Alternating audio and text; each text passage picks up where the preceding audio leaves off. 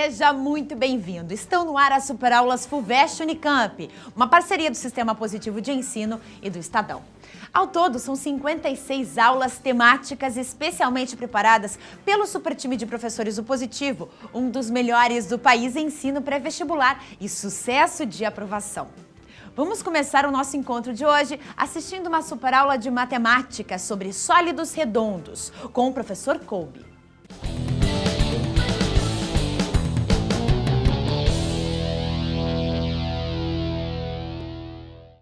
Muito bem, nesta aula nós vamos revisar os chamados sólidos redondos.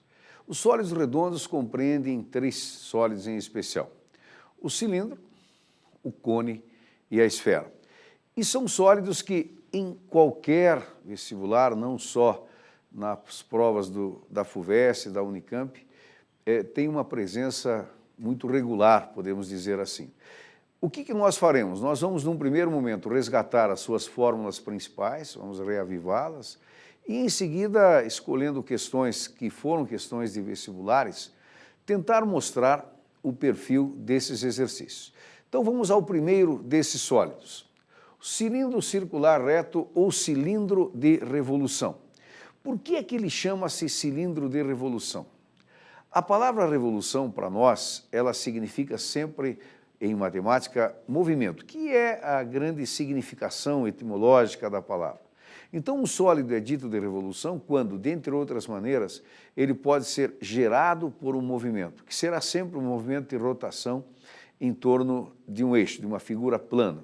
Particularmente no cilindro, vamos voltar à tela, nós temos o quê? Nós temos um retângulo gerador, um eixo, e a ideia de que esse retângulo girará ao entorno desse eixo. Então, nós temos aqui o sólido gerado e observe que as próprias dimensões do retângulo gerador são as dimensões do sólido. Vamos ver a tela seguinte. Os elementos são as próprias dimensões do retângulo gerador: altura, raio e geratriz, que dimensionalmente coincide com a altura.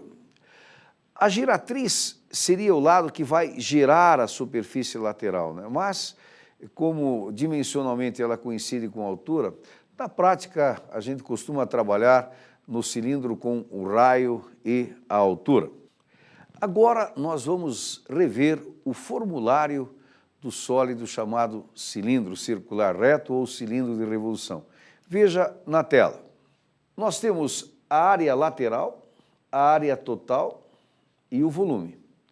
O volume nós podemos entender como sendo área da base vezes altura, a base é um círculo, πr ao quadrado vezes h. Já na área, não é difícil também de nós entendermos essa fórmula. O cilindro ele é usado como embalagem, né, as latas, como são denominadas. Se nós planificarmos uma lata, nós teremos a tampa e o fundo, que serão dois círculos, e a área lateral aberta nos dará um retângulo, onde uma das dimensões é a própria altura e a outra vai ser uma circunferência esticada. Por isso, voltando à tela, nós temos a área lateral como sendo 2πr vezes h, que é exatamente o retângulo da área lateral planificada, e a área total vai somar a essa área lateral os dois círculos. E um detalhe: se esse cilindro for equilátero, nós temos uma condição que é a secção meridiana quadrada, ou seja, o corte do cilindro será um quadrado. O ajuste para que isso ocorra, altura igual a 2r. Então, o nosso cilindro ele tem uma área lateral 2πr vezes h, uma área total que é essa área lateral mais os dois círculos, mais 2πr ao quadrado, e o volume que vai ser a área da base vezes altura, πr ao quadrado vezes h. Agora nós vamos a um novo sólido redondo, o próximo, que é o cone, que também é um sólido de revolução. Ele também pode ser produzido pelo giro de um triângulo, retângulo desta vez, em torno do eixo. Veja o esquema na tela. Então, aqui nós teremos o triângulo gerador e aqui já a figura pronta. Ele, ao girar, vai descrever esse sólido que está indicado. E, mais uma vez, as dimensões do triângulo gerador constituem os elementos de importância no sólido.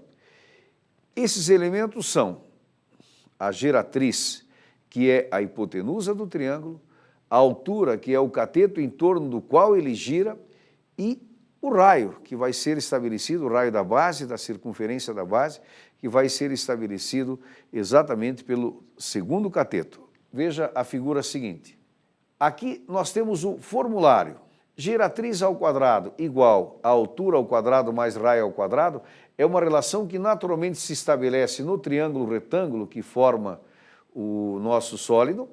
A área lateral πr vezes g. A área total vai ser a área lateral mais a área da base, πr ao quadrado. E o volume, 1/3 de πr ao quadrado vezes h. Lembrando que o volume dos cone é similar ao volume da pirâmide, a mesma ideia, né? Os sólidos que têm ponta, podemos dizer assim, eles têm essa expressão para o volume πr ao quadrado vezes h. Assim como no cilindro havia a condição equilátera, onde h é igual a 2r, o cone também apresenta a possibilidade do cone equilátero, só que desta vez, é importante não confundir, geratriz igual a 2r. Ou seja, no cone equilátero, a secção meridiana será um triângulo equilátero. Então, nós temos no cone a área lateral dada por πr vezes g, πr vezes a geratriz, a área total, que seria essa área lateral acrescida de uma base, portanto, de um círculo, πr ao quadrado, e o volume, 1/3 da área da base vezes a altura. Nós temos ainda um sólido redondo, como chamamos assim, que é a esfera. Vamos à tela. A esfera, ela também pode ser gerada por uma revolução. Desta vez será a revolução de um semicírculo que, ao girar em torno do eixo, vai definir a esfera. Muito embora a esfera também seja obtida por uma revolução, ela admite essa definição, não é hábito chamarmos esfera de revolução, porque a esfera é um sólido único, então é uma redundância, não existe uma esfera que não seja de revolução. Existem cones que podem não ser de revolução e cilindros que podem não ser de revolução, muito embora eles não façam parte do interesse do nosso estudo. Mas a esfera que existe é uma só e que também seria obtida pela revolução de um semicírculo. A esfera tem dois elementos de interesse, assim, uma expressão capaz de avaliar a sua área e uma expressão capaz de avaliar o seu volume. Vamos à tela seguinte para observar e revisar quem são essas expressões. Então, a área total de uma esfera é 4πr ao quadrado e o volume 4/3 de πr ao cubo. Observe uma curiosidade. A área de uma esfera, ela equivale exatamente a 4 círculos de mesmo raio. A área de um círculo é πr ao quadrado e a área de uma esfera, 4 vezes πr ao quadrado. Com esse conjunto de sólidos resgatados, os chamados sólidos redondos, nós temos uma grande possibilidade aí de encontrá-los em vestibulares diversos e podemos começar a exemplificar algumas dessas aplicações em exercícios, né? Escolhemos exercícios que foram questões que ocorreram aí em vestibulares na primeira fase da Unicamp, na primeira fase da FUVEST. Muito embora essa revisão ela sirva para qualquer vestibular que você tenha interesse em enfrentar.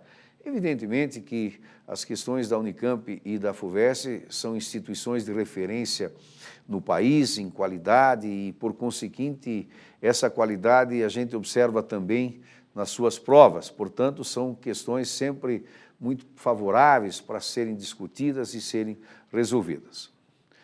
Vamos ao enunciado da primeira questão. Uma questão da FUVEST, e ela propõe um recipiente cilíndrico, cujo raio da base é 6 centímetros, contém água até uma certa altura. Uma esfera de aço é colocada no interior do recipiente, ficando totalmente submersa. Se a altura da água subir 1 centímetro, nós temos alternativas que vão de 1 a 5, propondo valores para o raio dessa esfera. Esse modelo de exercício é muito comum.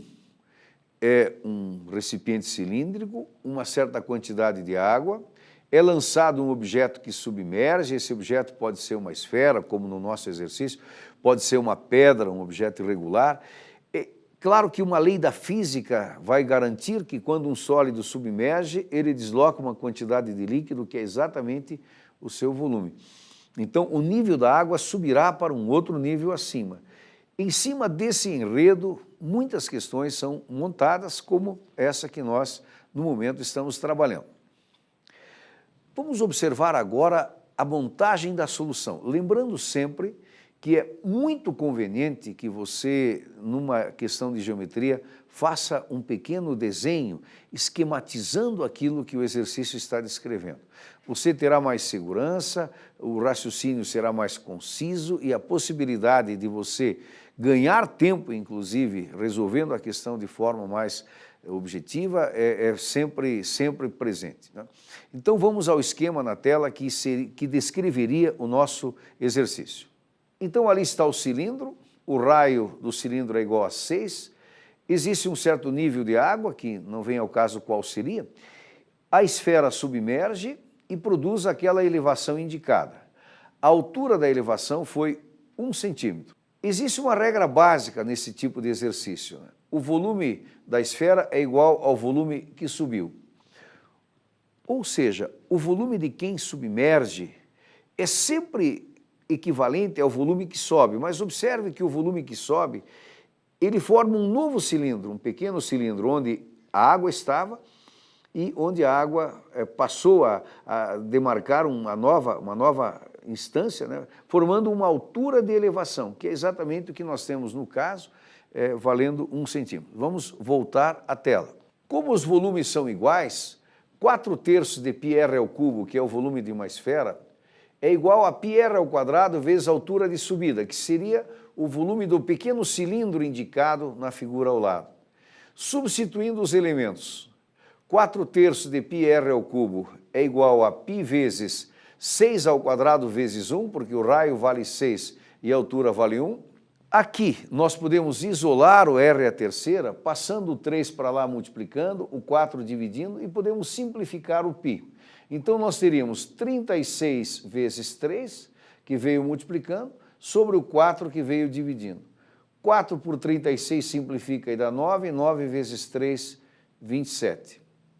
Como r ao cubo é igual a 27, o r seria a raiz cúbica de 27, que é igual a 3 centímetros. Portanto, você observou, né? A ideia da resolução foi exatamente comparar os dois volumes, o volume da esfera, que submerge, e o volume do cilindro formado entre o nível inicial da água e onde ela parou após a esfera adentrar.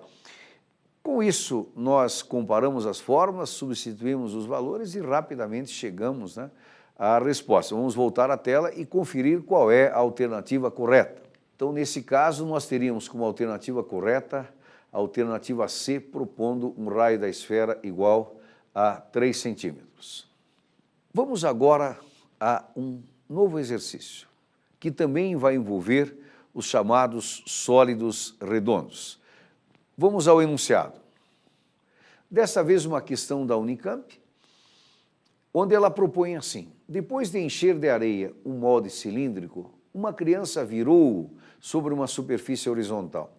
Após a retirada do molde, a areia escorreu, formando um cone, cuja base tinha raio igual ao dobro do raio da base do cilindro, e ainda a altura do cone formado pela areia era igual a... Essa é a proposta, né?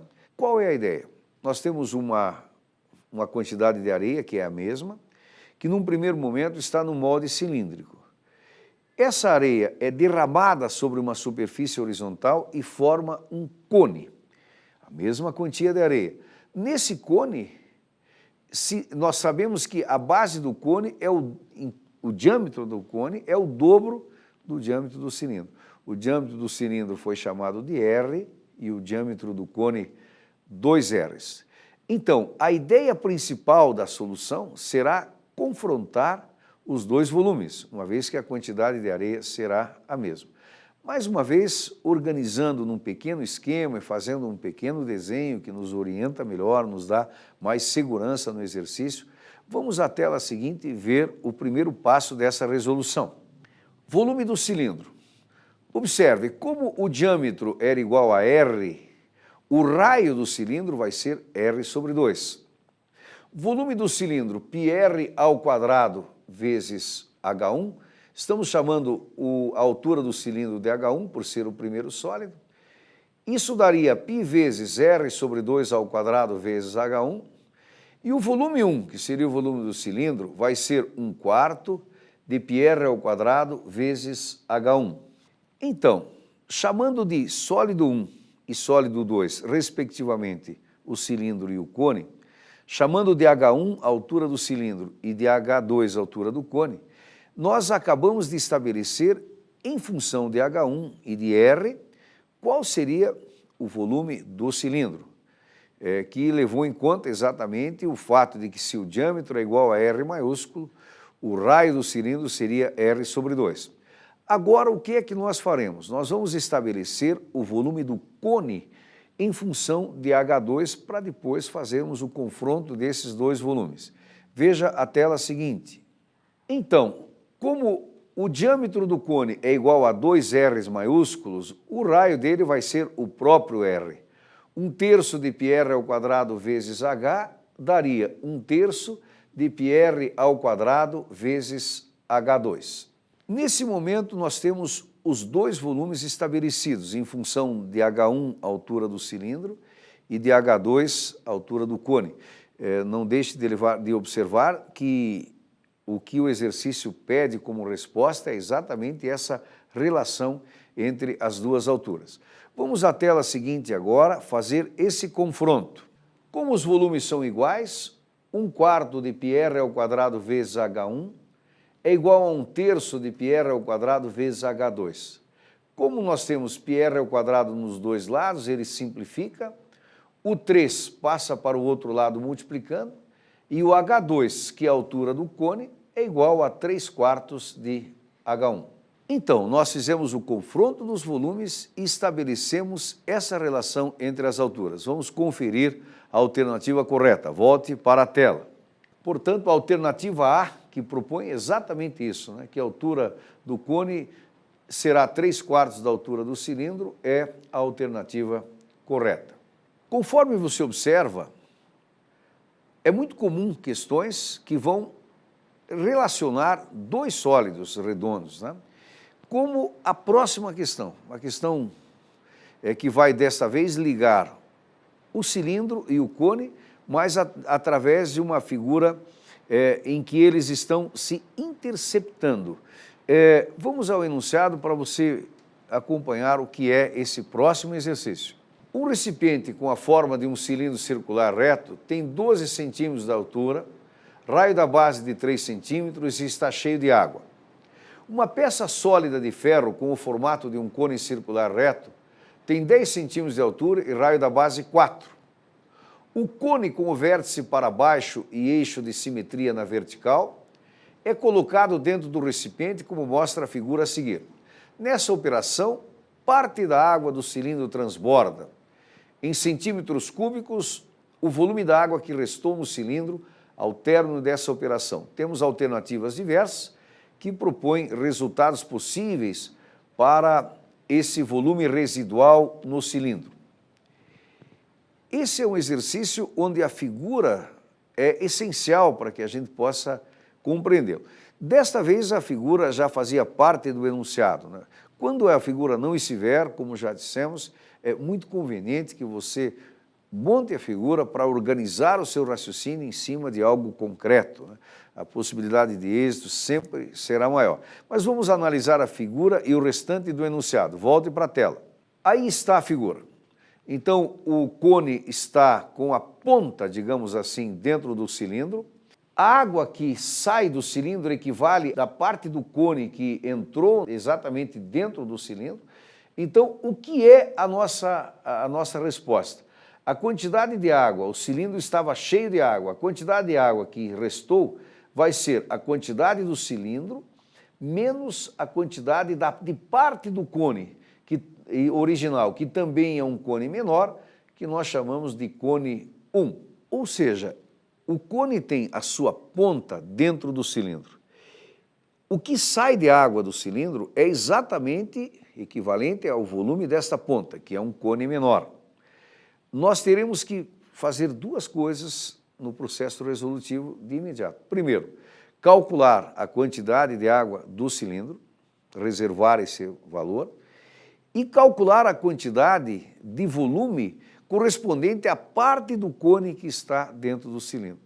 Então, por partes, o volume do cilindro sem maiores dificuldades, porque ele já nos disponibiliza o raio e a altura. Vamos à tela. Então, o volume que restou vai ser o volume do cilindro menos o volume do cone, que a gente chama de volume 1, que é o cone menor, né?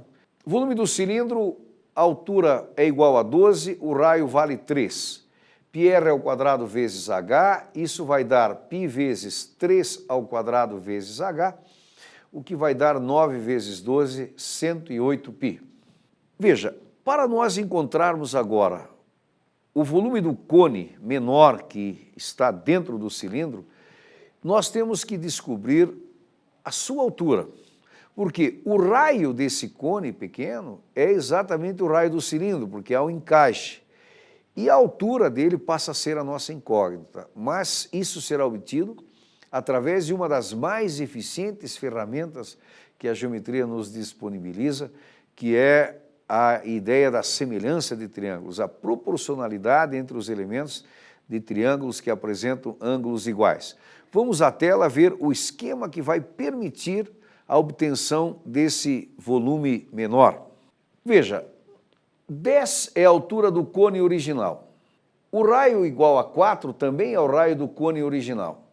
O raio igual a 3, que é o raio do cilindro, corresponde ao raio da parte do cone que está dentro, que nós chamamos de volume 1. Nós temos aqui dois triângulos. Ó. Veja, o raio grande vale 4, o raio pequeno valendo 3.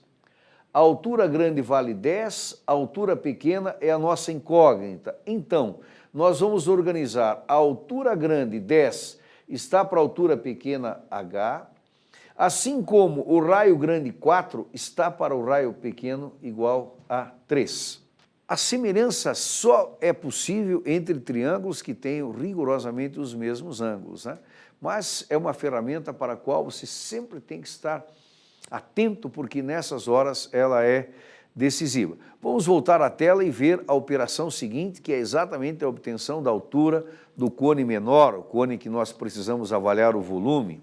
Então, altura grande sobre altura pequena é igual a raio grande sobre raio pequeno, 10 sobre h igual a 4/3, isso vai dar 4h igual a 30, o que nos daria h igual a 30 sobre 4. Claro, 30 sobre 4, se nós simplificarmos, é 15 sobre 2, portanto, o h pequeno. O volume 1, como nós chamamos, o volume do cone 1, como todo volume de cone, 1/3 de πr ao quadrado vezes h. O raio é 3 e a altura é o valor que nós encontramos. Isso nos daria um volume 1 igual a 1/3 de π vezes 3 ao quadrado vezes 15 sobre 2. Simplificaríamos esse 3 com esse e sobraria 3 vezes 15, portanto, 45π sobre 2. Então, vamos voltar ao raciocínio. Nós calculamos o volume do cilindro, calculamos o volume do pequeno cone que estava dentro do cilindro. Para isso, tivemos que localizar a sua altura através da semelhança de triângulos. E agora, claro, para chegarmos à resposta, basta subtrair do volume do cilindro o volume do cone que estava dentro dele. Vamos à tela seguinte para executarmos essa operação e chegarmos à resposta do exercício. 108π menos 45π sobre 2, isso daria, o mínimo é 2, 216π menos 45π sobre 2, isso daria 171π sobre 2. 216 menos 45 é 171. 171π sobre 2 permitiria dividir o 171 por 2, o que nos daria 85,5π unidades de volume. Então, 85,5π unidades de volume é quanto de água restou no cilindro, levando em conta que a água ocupada pelo cone teria sido automaticamente tirada de lá. Conferindo a alternativa correta, o que é que nós teremos? Alternativa correta, alternativa B, 85,5 π. Para nós encerrarmos essa aula, nós temos mais um exercício, também uma aplicação da FUVEST, que vai mostrar uma relação na esfera. Nós sabemos que qualquer secção numa esfera, ela sempre vai descrever um círculo. Se a secção contém o centro, esse círculo é o maior círculo possível, chamado equador. Mas, se a secção não contém o centro, é um círculo também com um raio menor do que o raio da esfera naturalmente. Em cima desse cenário, algumas questões podem aparecer. Vamos exemplificar uma delas para que você tenha também o domínio sobre esse tipo de situação, essa ideia de secção na esfera. Vamos ao enunciado da questão. Uma superfície esférica de raio 13 centímetros é cortada por um plano situado a uma distância de 12 centímetros do centro da superfície esférica, determinando uma circunferência. O raio dessa circunferência em centímetros temos ali as alternativas que vão de 1 a 5. Veja, nesse caso é essencial que você faça uma pequena representação dessa esfera, o que é muito simples. Nós desenhamos uma circunferência e indicamos essa secção que nos dá imediatamente essa visão tridimensional do modelo. E aí percebe-se com clareza um triângulo retângulo que sempre surgirá unindo o raio da secção, a distância que a secção se encontra do centro e o próprio raio da esfera. Veja a figura na sequência. Aí estaria a esfera, ali estaria a secção com o raio R minúsculo, vamos chamá-lo assim, né? 12 é a distância do centro até a secção. E, claro, do centro até qualquer ponto periférico, nós sempre teremos o raio da esfera. Isso nos dá um triângulo retângulo com uma hipotenusa 13, um cateto 12 e um raio R. Aplicando Pitágoras, 13 ao quadrado igual a 12 ao quadrado mais R ao quadrado, 169 igual a 144 mais R ao quadrado. Isso nos dá R ao quadrado igual a 25, o que nos daria um raio igual a 5. Muito bem, com esses exercícios nós acreditamos que essa ideia dos sólidos redondos, nas suas principais referências, foi resgatada. Acompanhando esses exercícios, automaticamente você revisou fórmulas e com toda certeza está mais credenciado a enfrentar questões sobre os sólidos redondos que, como dissemos, não só na primeira fase da FUVEST, na primeira fase da Unicamp, mas são questões possíveis em qualquer bom vestibular do país. Até uma próxima.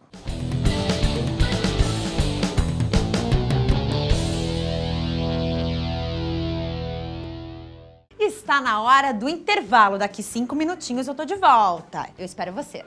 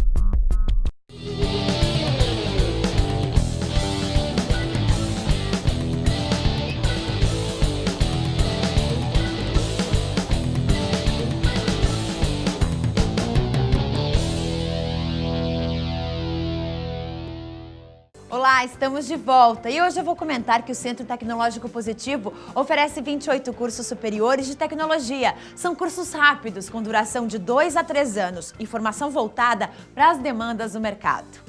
Entre esses cursos está o de gestão de varejo, ofertado nas unidades Auer e Batel. Entre outros diferenciais, o curso tem parceria com a Associação Paranaense de Supermercados e também com a Associação de Comerciantes de Material de Construção. Saiba mais sobre esse e outros cursos em ctpositivo.com.br e não perca a oportunidade de inscrever-se para o vestibular. As inscrições vão até o dia 29 de novembro. Agora vamos ver uma super aula de Química com o professor Giba. É com você.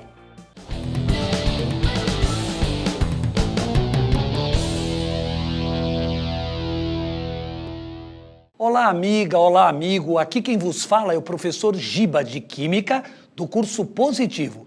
E essa mão que aqui está é a mão do meu personagem, o Anta. Mas não o Anta no sentido pejorativo. O Anta de ir atrás do conhecimento, mostrando que todos nós somos ignorantes em vários setores. E não há mal nenhum nisso, é só ir atrás do conhecimento. Por exemplo, o primeiro exercício vai envolver cálculo estequiométrico junto com densidade, ou seja, cálculo estequiométrico envolvendo densidade. Eu escolhi um exercício muito legal que fala das Olimpíadas indiretamente, porque fala de medalha de ouro, medalha de prata e da história do rei Midas, né? Uma lenda que tudo que ele encostava virava ouro. Vamos dar uma olhadinha no texto? Vamos pegar essa primeira questão maravilhosa da FUVEST? Venha comigo. Observe. FUVEST São Paulo. Um descendente do rei Midas disputou uma prova nos Jogos Olímpicos, ficou em segundo lugar e recebeu uma medalha de prata pura pesando 20 gramas. Porém, assim que a tocou, cada um dos átomos de prata, vou repetir, cada um dos átomos de prata transformou-se em um átomo de ouro. Item A, calcule a nova massa dessa medalha. Item B, explique por que essa transformação praticamente não altera o volume da medalha. E foram dadas aqui, ó, a densidade da prata, 10,5 gramas por centímetro cúbico, ou gramas vezes centímetro cúbico a menos 3, melhor dizendo. Venha comigo, venha comigo. Grama por centímetro cúbico, você pode jogar o centímetro cúbico para cima. Fica grama vezes centímetro a menos 3. Beleza, pessoal? Voltando para a tela. Você tem também a densidade do ouro, que é mais denso, né? 19,3 gramas por centímetro cúbico, e as massas molares da prata, 108 gramas por mol, e o ouro, 197 gramas por mol. Observe uma coisa, eles relacionaram a medalha de prata com a medalha de ouro. Eles deram a densidade, deram a massa molar, tanto da prata quanto do ouro. Porém, ele disse uma coisa super importante.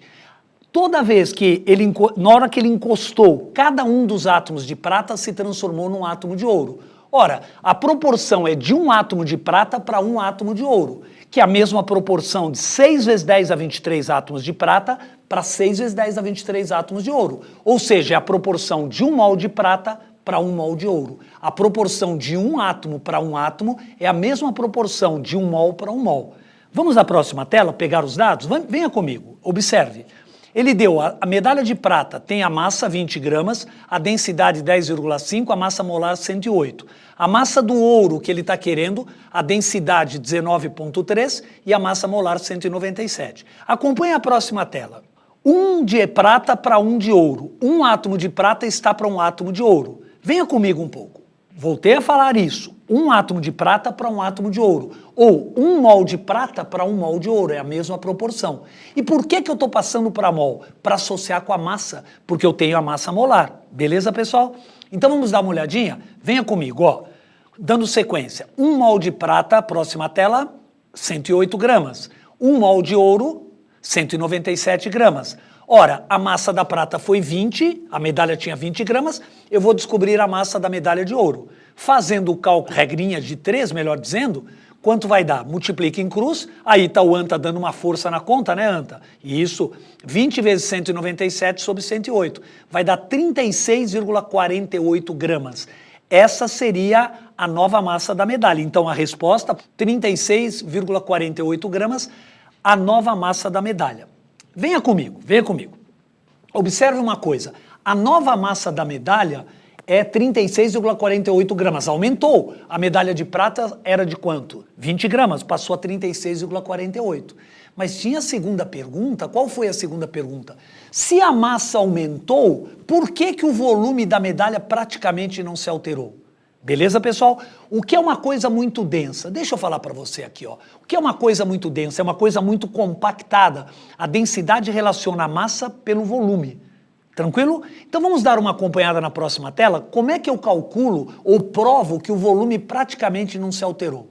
Vamos à próxima tela. Acompanhe. D é a densidade, M é a massa, V a G é o volume da prata, volume da medalha de prata, e o AU, volume da medalha de ouro. Lembrando, venha comigo, a prata vem do latim argentum, ou do grego argyros. Argentina está associada como terra da prata, o nosso país vizinho. Então, argentum do latim é prata, ou argyros do grego. Só uma curiosidade, Mercúrio, Hg, o mercúrio, o símbolo é Hg porque quer dizer hidroargyros. Quando o mercúrio foi descoberto, eles pensavam tratar-se da prata derretida. O mercúrio não é prata derretida, mas eles pensavam que fosse prata derretida. Beleza? E vamos dar uma olhadinha aqui no aurum, que é de ouro também. Então, olha só, voltando à tela. Densidade, massa, volume da prata, volume do ouro. Vamos acompanhar a próxima tela. Densidade é a relação da massa pelo volume. Mas eu estou querendo o volume, então vamos isolar o volume. Volume passou para cá, volume ficou massa pela densidade. Eu vou calcular nessa fórmula massa pela densidade, vou calcular o volume da prata e o volume do ouro. Então observe 20 gramas por 10,5 deu 1,9 centímetros cúbicos. Fazendo a mesma continha para o ouro, venha comigo. Por que que eu usei o 36,48? Porque foi a nova massa da medalha de ouro. Veja a importância do item A, hein? Se você tivesse errado o item A, você não conseguiria acertar o item B, porque você está precisando da massa da medalha de ouro. Então, voltando para a tela, observe. Fazendo a continha, deu aproximadamente 1,9 centímetros cúbicos. Vai dar 1,89, que eu aproximei para 1,9. Ou seja, conclusão que o ANTA vai chegar. Vamos lá, ANTA. O volume da medalha de prata é praticamente igual ao volume da medalha de ouro. E por que que é praticamente igual? Porque a relação da massa pela densidade permaneceu praticamente constante. Veja que exercício interessante, hein, gente? Usou uma lenda lá do rei Midas, que tudo que ele encostava virava ouro. O meu personagem ANTA já diria o quê?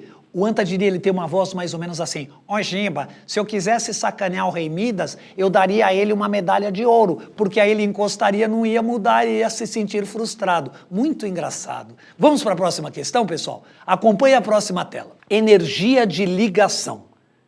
Venha comigo. Energia de ligação. Imagine uma ligação H com H, do gás hidrogênio. Tem uma ligação covalente. Para eu romper essa ligação, eu tenho que fornecer calor. A molécula fica agitada e a ligação se rompe. Então, energia de ligação é a energia mínima necessária que tem que ser fornecida, que a molécula vai absorver, é um processo endotérmico, para romper essa ligação. Ela fica agitada e quebra. Por sua vez, quando surgem novas ligações, liberam calor. Então veja, para quebrar uma ligação é um processo exige, melhor dizendo, absorção de calor. Na formação de nova ligação, libera calor.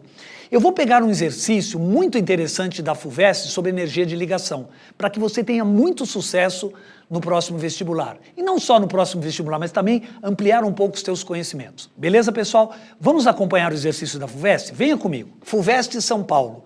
Com base nos dados da tabela, observe, ele deu energia de ligação do hidrogênio com hidrogênio, 436 kJ por mol, cloro com cloro, 243, H com Cl, 432. Então veja, você tem o gás hidrogênio, o gás cloro e o cloreto de hidrogênio. Venha comigo. O HCl, à primeira vista, você diria, é o ácido clorídrico. Não, ele não está em solução aquosa. Ele é o cloreto de hidrogênio, é um gás, cloreto de hidrogênio. E vai ter uma reação que vai ser explicada dentro de uma equação química. Vamos acompanhar a tela? Venha comigo. Pode-se estimar que o ΔH dessa reação, que está sendo representada pela equação, seria, olha só, H2 mais Cl2 dando 2HCl. Ele quer saber o ΔH dado em kJ por mol de HCl. Observe as alternativas. Ele acha que o ΔH, que é a variação de entalpia, pode ser, na alternativa A, menos 92,5, alternativa B, menos 185, alternativa C, menos 247, D, mais 185 e a E, mais 92,5. Pessoal, acompanhe uma coisa, o ΔH é a variação de entalpia. Se a variação de entalpia for positiva, o processo é endo. Se a variação de entalpia for negativa, é um processo exo, libera calor. Agora, o exercício está focando as energias de ligação. Então, é lógico que eu vou ter que trabalhar com as ligações. Eu vou precisar das fórmulas estruturais. Vamos acompanhar a próxima tela? É muito legal, venha comigo. Observe, H2, você tem aqui a ligação H com H. Para eu quebrar essa ligação, observe bem, ó, quebra de ligação é um processo endotérmico, absorve calor. Para eu quebrar essa ligação e deixar os átomos isolados, há necessidade de absorver 436 quilojoules, é um processo endotérmico que absorve calor. Agora, imagine o seguinte, que eu queira formar novamente. Venha comigo. Se para quebrar precisou absorver 436, olhando a tela 436, na hora que surge nova ligação para formar, vai liberar 436. A mesma energia necessária à quebra é a energia liberada quando forma. Tranquilo? E você já notou que numa equação química vai haver a quebra na ligação do H com H, mas vai haver também formação em outra molécula. Vamos acompanhar isso aí, é muito legal, pessoal, venha comigo. Observe, ligações rompidas, processo endo, ligações formadas, processo exo. E eu vou para a próxima tela, observe, ó, H com H, Cl com Cl, vamos pensar. Eu vou ter que quebrar a ligação H com H, Cl com Cl, e vou formar duas novas ligações HCl. Ora, venha comigo. Quanto eu preciso para quebrar a ligação H com H? Está na tabela, 436. E para quebrar o ClCl? E para formar o HCl? Vamos dar uma olhadinha? Venha comigo. Para romper e para formar, aqui dá quanto? 436, aqui para quebrar 243. Para formar duas vezes 432. O aluno bom, ele diria o seguinte, ô Giba, peraí, a energia de ligação não é para quebrar? É para quebrar. Mas a mesma energia necessária à quebra é a energia liberada quando forma. Por isso que no caso ali do HCl, aqui, ó, eu peguei a mesma energia da quebra, só que vai formar. Agora está sendo formado. Observe, eu tenho que ver o quê? O saldo. Se eu somar esses dois valores, eu tenho energia total absorvida. Então veja, 679 quilojoules foram absorvidos na quebra das duas ligações. Aqui, o que acontece? 2 vezes 432 vai dar o quê? 864 quilojoules liberados na quebra na formação dessas ligações. Observe uma coisa, eu estou trabalhando na quebra e na formação. Então, eu tenho que ver o saldo, Como que eu faço para ver o saldo? Observe, a energia liberada foi de 864 quilojoules e absorvido 679. Eu estou querendo o ΔH. Então, observe, teve o quê? Uma energia liberada em quilojoules, o calor liberado foi maior que o calor absorvido. Então, foi maior, liberou mais do que absorveu. Veja, vamos dar sequência. Eu vou ver o saldo. 864 que foi liberado menos 679 deu 185 quilojoules liberados. Se eles foram liberados é porque o ΔH, próxima tela, o ΔH vai ser negativo, menos 185. Para um pouquinho aí, venha comigo. Você deve estar pensando, ô Giba, como assim o ΔH é o saldo? Como negativo? Ora, vamos imaginar o seguinte, você estava sem dinheiro, precisou de um dinheiro emprestado do teu tio. Teu tio depositou na tua conta, voltando um pouquinho aqui, ó, depositou na tua conta R$679. Vamos imaginar que ele tenha depositado 679. Teu saldo no banco ficou positivo em 679. Aí você foi passear, foi viajar com a família e liberou um cheque de 864. Teu tio depositou quanto? 679. E você liberou um cheque de 864. Ora, gente, se você liberou um cheque maior do que o saldo no banco, com certeza a tua conta estava positiva. Se você deu um cheque num valor maior, o saldo vai ficar negativo. O ΔH, então, é esse saldo. Mas tem que tomar muito cuidado, porque a maioria respondeu isso na FUVEST, botou que o saldo era negativo de menos 185. Mas tem um detalhe muito importante no enunciado. Ele diz assim, por mol de HCl. Então vamos para a próxima tela com muito cuidado para finalizar esse maravilhoso exercício da FUVEST. Venha comigo. 2 HCl para ΔH. A proporção 2 mol de HCl está para menos 185 quilojoules. 1 mol, porque ele pediu por mol, vai dar quanto? Fazendo a regra de 3, divide por 2, o X vai dar menos 185 sobre 2, vai dar menos 92,5 quilojoules. Então, o ΔH que ele pediu, a resposta é menos 92,5, mas olhando as alternativas, né? Alternativa A, o AN está dando uma força aqui, menos 92,5. Beleza, pessoal?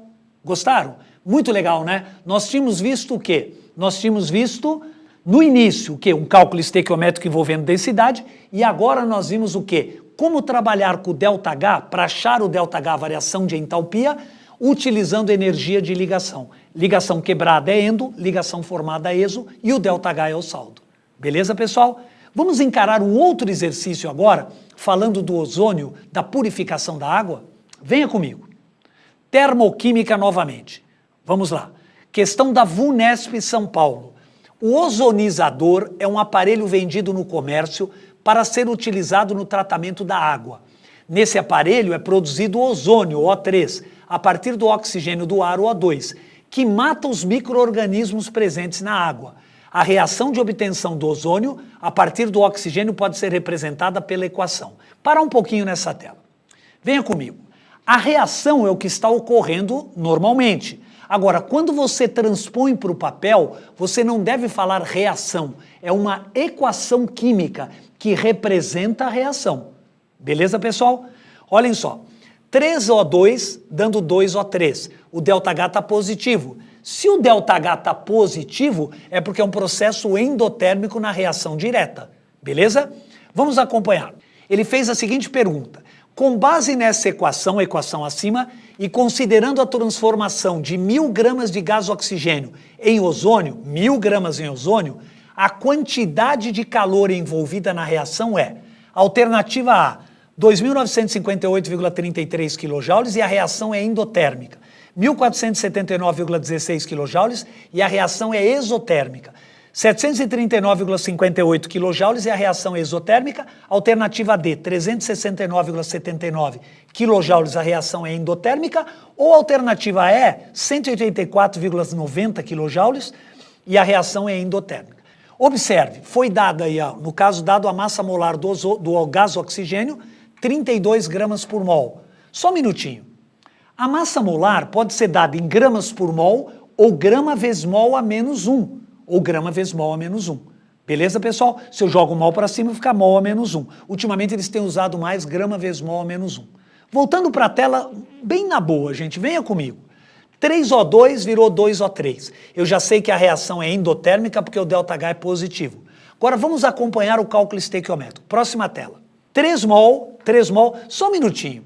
Às vezes o aluno que nunca teve química, ele fala assim, ô Giba, mas não seria 3 mols, já que o número é maior que 1? Você pode escrever 3 mols quando você escreve por extenso, mas você pode usar a unidade, que é mol.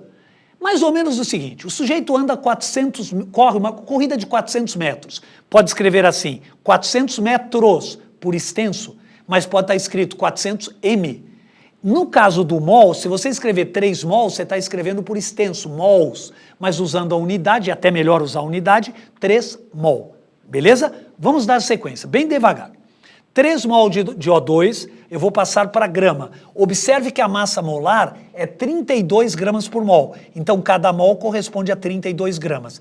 3 vezes 32, 96 gramas. Então, 3 mol de O2 corresponde a 96 gramas. Observe agora a associação com a energia. Olha, 96 gramas absorvem 284 quilojoules. Só um minutinho. Você deve estar pensando assim, mas como é que você sabe que absorve e não libera? Porque o ΔH é positivo. Se o ΔH é positivo, é um processo endotérmico que absorve calor. Tranquilo? Vamos acompanhar novamente? Venha comigo. 96 gramas absorvem 284. 1000 gramas, que foi dado no enunciado, absorvem quanto? X. Fazendo a regra de 3, vamos multiplicar em cruz, 284 vezes 1000 por 96. Quanto vai dar isso? 2.958,33 quilojoules, que foi a energia absorvida na reação de 1000 gramas de gás oxigênio se transformando em ozônio. Beleza, pessoal? Vamos lá. Indo para a próxima tela, olha só, é a alternativa A. 2.958,33 kJ e a reação é endotérmica. Como é que eu sei que é endotérmica? Porque o ΔH é positivo. Venha comigo. Eu queria terminar essa aula sobre a FUVEST, né, focando um pouco a FUVEST, com uma frase da minha mãe, cientista, médica, e fez medicina, entrou em primeiro lugar em São Paulo, e é uma pessoa de uma bondade imensa e de uma luta muito grande nessa vida, valorizando a carreira do pesquisador científico. Alba, doutora Alba de Campos Lavras. Ela sempre me disse, desde pequeno, ela falava, filho, se o melhor é possível, o bom não é suficiente. Você que às vezes está cansado, falando, acho que já está bom, talvez isso não caia. Não faça isso. Vá atrás do estudo, vá atrás da tua vocação. Porque a vocação é a felicidade de exercer o ofício da paixão. Então, com certeza, se você procurar a sua vocação, vai ter muito sucesso, porque você está atrás disso, está focado e está lutando para isso. Então, um grande abraço no coração de todos vocês, do professor Giba e do Anta. Tchau, pessoal!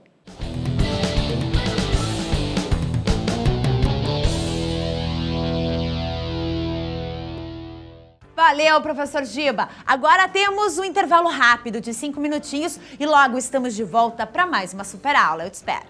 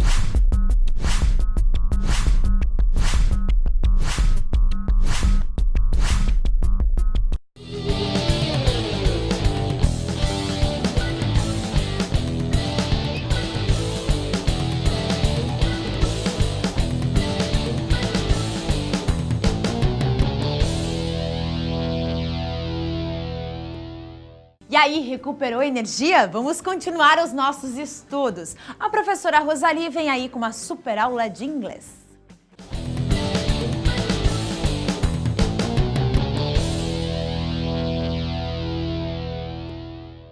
Oi, pessoal. Meu nome é Rosali, sou professora de inglês do curso Positivo há 17 anos. Estou aqui hoje para mostrar um dos assuntos que faz muita falta nas provas dos vestibulares, na prova de língua inglesa. Todo estudante brasileiro encontra dificuldade nesse assunto. O jeito é estudar com muita determinação os casos que eu vou mostrar aqui hoje, porque normalmente são os que mais caem, né? A gente sempre faz pesquisa das provas, então a gente trouxe aqui hoje para vocês os phrasals mais usados. Vamos ver o que é um phrasal verb. Vamos na tela? Phrasal verbs. Geralmente os phrasal verbs apresentam um significado muito diferente se os considerarmos separadamente. Observe, o verbo look mais a partícula after já virou um phrasal. Então, você nunca vai poder traduzir separado. Look, olhar, e after, depois. Olhar depois não tem nada a ver. Mas, se você decorar, que seria o caminho certo, seria cuidar e tomar conta. Alguns phrasals também possuem mais de um significado. E aí, você tem que estudar mais. Veja só um phrasal muito usado em texto. Call for, ir buscar, requerer e exigir. Tente memorize, tente memorizar sempre que possível. Coloque na beirada da cama 5 por dia, que seria ideal para você não esquecer no grande dia que você vai precisar disso aí.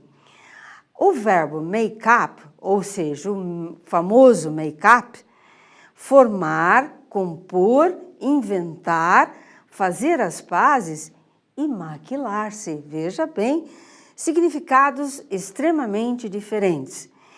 Exemplos de phrasal verbs formados por verbo, mais uma partícula que é a preposição e mais uma partícula adverbial. Olha só. Get away with, livrar-se de. Put up with, tolerar e suportar. Diga-se de passagem que esse é um dos que mais caem, então memorize bem. Put up with e nunca traduza separadamente. Vejamos agora o run. Olha só, run off, run for, run after.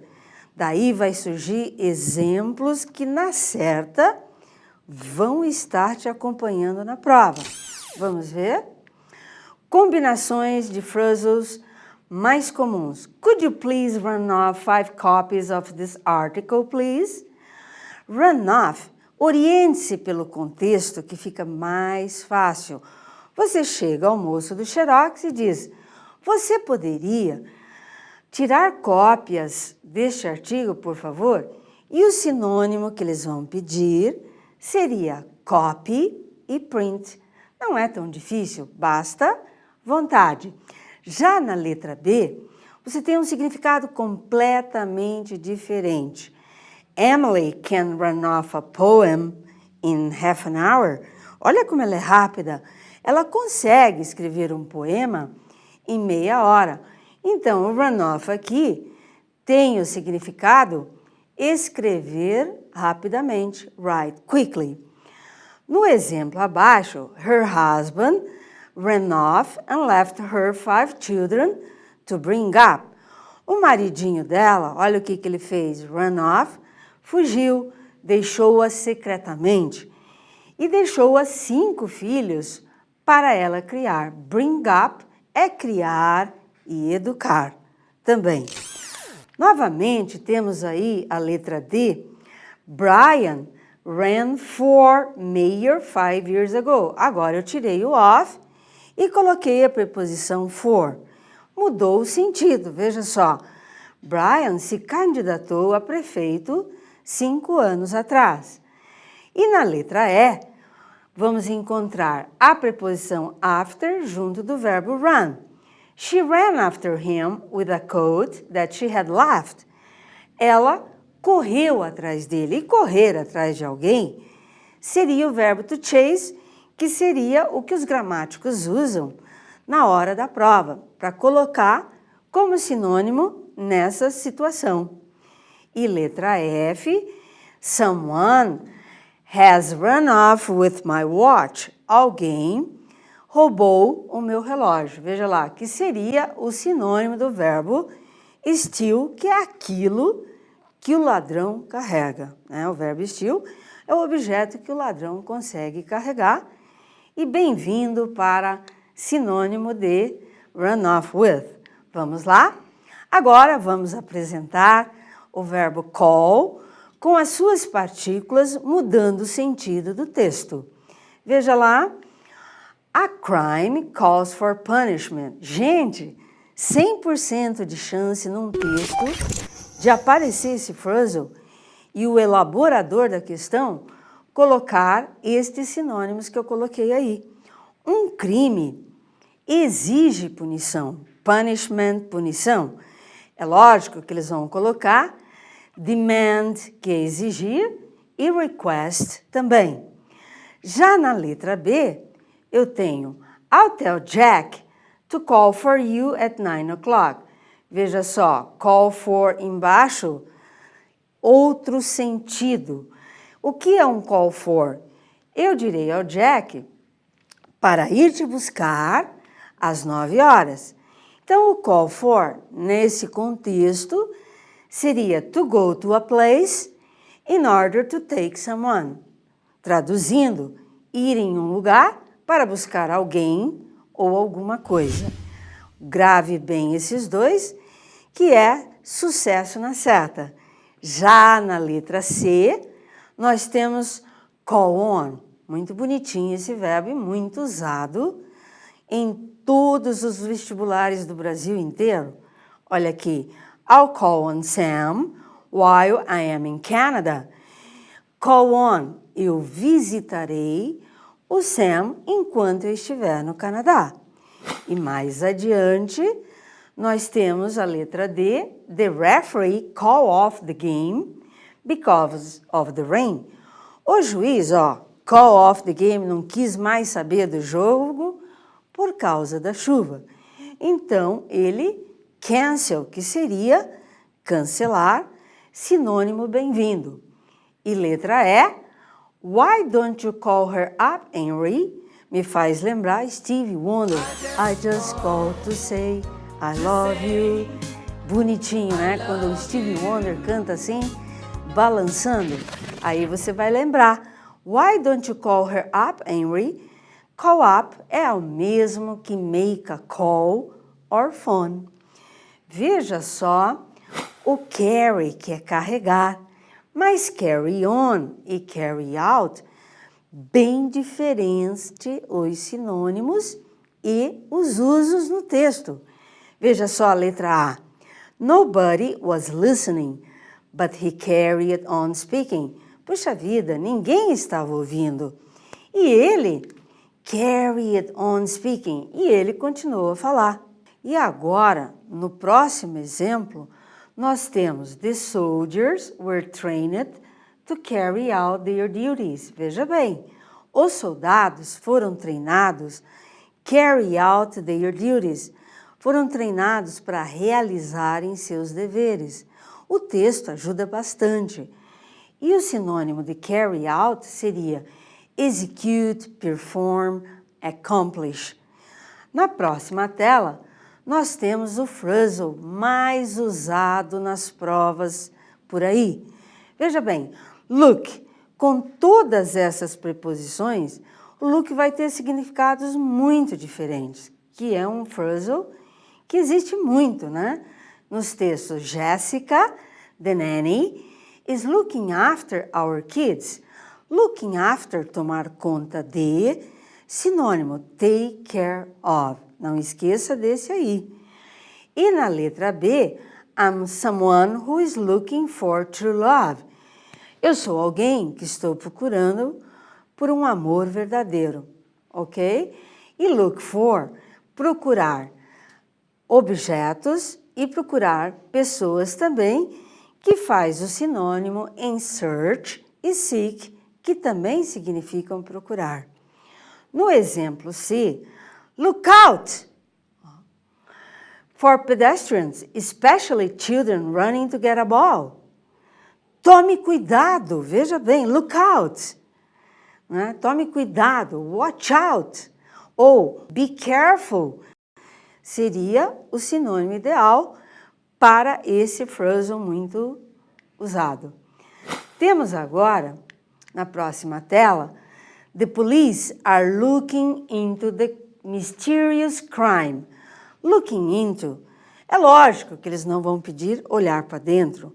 Looking into, a respeito de lei, significa investigate. Veja lá na tela. Letra E, I'll have to look this word up in the dictionary. Look up não é só olhar para cima. Ninguém vai pedir isso para vocês. Look up é um phrasal que indica procurar palavras e números. Aonde? Em listas telefônicas, em atlas, né? Que você vai ter que saber para não confundir com o look for, ok? E na letra F, he had little time before the meeting to look over what she'd written. O que é um look over? É quando a pessoa está muito apressada, ela pega um documento e faz um look over, dar uma olhada rapidamente. Quer dizer, não deu muita atenção. E o sinônimo seria examine quickly. Agora, vamos para a letra G, onde tem the youngsters simply look it on. Olha só os jovens fazendo um look it on. Olha só, look it on. Seria isso aqui, ó, espiando, olhando de longe, não querendo se envolver na situation, né? Seria uma covardia, mas é bom a gente mostrar que esse verbo aqui, como aparece ali no contexto, as that guy was attacked and robbed. Assim que aquele rapaz foi atacado e roubado, ninguém quis saber de nada. Então, seria to watch without becoming involved. É olhar de longe sem se envolver na situação. Na letra H, Barbara is very arrogant. She looks down on us. Look down on é quando alguém coloca a banca, é um desprezo total, ok? Existe uma variante também desse phrasal, em vez de você falar look down on, também é correto look down upon, ok? E agora vamos para a letra I, onde temos they have always looked up to their parents. Look it up to. Você tem esse phrasal que seria esse sentido aqui. Veja se a mímica fica boa. Olha só, look it up to. É quando você admira alguém que você gosta ou você respeita essa pessoa. Veja, admire e respect para look up to. O put, verbo put, com as suas respectivas preposições, vamos ter phrasals muito usados. Letra A, the manager intends to put off the meeting. O gerente pretende, put off the meeting, adiar a reunião. E olha que verbo muito bonitinho para falar este verbo sinônimo desse phrasal put off. Postpone, que também é adiar. Agora, na letra B, would you please put out, olha só, put out your cigarette, please. I'm getting sick of it. Isso aí eu vou falar sempre, a vida inteira. Apague esse cigarro, ok? É to stop burning. E não colocar para fora, ao pé da letra, put out, e sim apagar o fogo. No exemplo C, um dos phrasals mais usados seria How can you put up with that noise all day long? Put up with seria tolerar e suportar, ok? Put up with. Make, fazer. E o phrasal mais exigido é esse, acredite. Vamos ver? I think you made up the whole story. Eu acho que você, a história inteira. Eu acho que você, a história inteira, você inventou. Ó, o significado inventou. Lembre que Graham Bell made up the telephone. Ele inventou o telefone. Letra B. All substances are made up of molecules. Um significado bem diferente do anterior. Ali, made up seria formed, formou ou compostas de moléculas. Na letra C, give me $15 to make up 100. Me dê $15 para completar 100, que seria complete. Na letra D, temos after the quarrel, the two lovers kissed and made up. Depois da discussão, os dois namorados se beijaram e made up. Ficaram namorados novamente ou amigos também. Não serve só para namorados. Fazer as pazes para qualquer situação. Na letra E, temos do you like to see women making up in public? Você gosta de ver as mulheres making up in public? É muito feio, mas tem gente que faz a maquiagem em público. Então, making up to use cosmetics. Letra F, I've already made up my mind. Na verdade, essa é uma expressão e todos os vestibulares costumam cobrar I made up my mind como I decided. É a mesma coisa. Veja, você tem 4 palavrinhas para uma única tradução, que seria decidir. I won't go back, não volto atrás. Agora, vamos aos testes. O teste número 1, onde diz nesse contexto. Na sentença, WWF is urging governments to create a network of protected areas and is calling on consumers to buy timber products. Então, existe um apelo dos governos para protegerem as áreas em calling on, chamando, intimando os consumidores a comprarem produtos de madeira. Timber seria madeira para construção. É um termo exato para dizer madeira de construção. E calling on, anteriormente, era visitar. Mas nesse contexto, é intimar e convocar. Como está sendo usado na forma do gerúndio, então a letra correta é a letra A. Vamos ao segundo teste de hoje. Nós temos aqui 2 gráficos e esse texto aqui está criticando a forma do gráfico, que seria o tipo de uma torta, veja lá. Então aparece o pessoal que está na ativa, Army, o Exército, a Força Aérea, Marines, a Marinha, e ali fica muito difícil você enxergar cada pedacinho daquele, o quanto temos de porcentagem. E eles estão criticando nesse texto que seria melhor um gráfico assim em extenso, um gráfico de comprimento, que ficaria muito mais visível para você dar a porcentagem correta. E ali eles fazem a seguinte pergunta, vejam lá na próxima tela a pergunta. Escreva em inglês um sinônimo para o phrasal verb figure out empregado nesse texto. Figure out seria a mesma coisa que understand, entender. No próximo teste, fill in the gaps, preencha os espaços with an appropriate phrasal verb from the box. Dessa caixinha aqui, você tem 6 phrasals.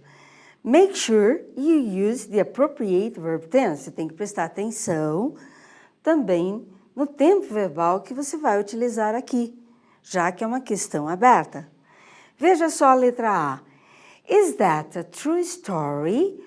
Or did you, sugestão, make it up? Ou você inventou. Letra B. My grandparents were very poor. I don't know how, but they brought up 6 children. O melhor phrasal era educar. Bring up, educar, criar filhos. Na letra C, one of the runners started lagging behind. Um dos corredores começou a ficar para trás. And he could not catch up with the rest of the group. Catch up with é alcançar alguém e também se modernizar com a nova tecnologia. Então, vamos em frente para as outras alternativas. Doctor said I need to stay home and rest for at least 2 days in order to the flu. The flu, a gripe, um termo popular para gripe. Porque no termo científico, a gripe é influenza. E o melhor phrasal seria to get over. Get over significa recuperar de uma doença muito séria, além de gripe também. E na letra E, Lucy got really angry and told Charles she wouldn't his behavior any longer. A Lucy ficou muito zangada e disse a Charles que ela não suportaria seu comportamento mais. E suportar e tolerar seria aquele phrasal que eu disse que cai bastante, put up with, não esqueça dele. Na letra F, I am patient. Eu, paciente, why doesn't any of the waiters come to take our order? Por que nenhum dos garçons vem até aqui pegar o nosso pedido? E ficar sem paciência, ficar sem combustível, ficar sem alguma coisa, seria run out of, um phrasal muito usado nos textos. Vamos. No teste 4, veja só. He finally with his girlfriend. Ele finalmente com a sua namorada. They weren't talking to each other. Eles não estavam conversando um com o outro. Sugere que eles tinham brigado. E o phrasal mais correto seria made up. Veja bem, tudo que você precisa é decorar esses phrasals, que daí você não vai encontrar dificuldade na hora da prova. Isso ficará gravado no seu cérebro e você tem um arquivo cerebral fantástico e isso você vai gravar pro resto da sua vida. E sempre um dia isso vai lhe fazer falta. Um abraço de coração da Rosalie e uma brilhante prova para você. E que Deus abençoe vocês, tá bom? Tchau, tchau.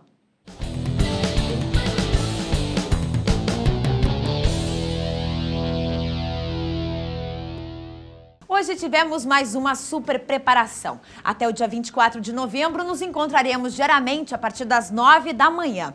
Continue estudando, todas as aulas exibidas ficam disponíveis aqui no site do Estadão para você revisar a hora que quiser. A gente se vê amanhã. Tchau!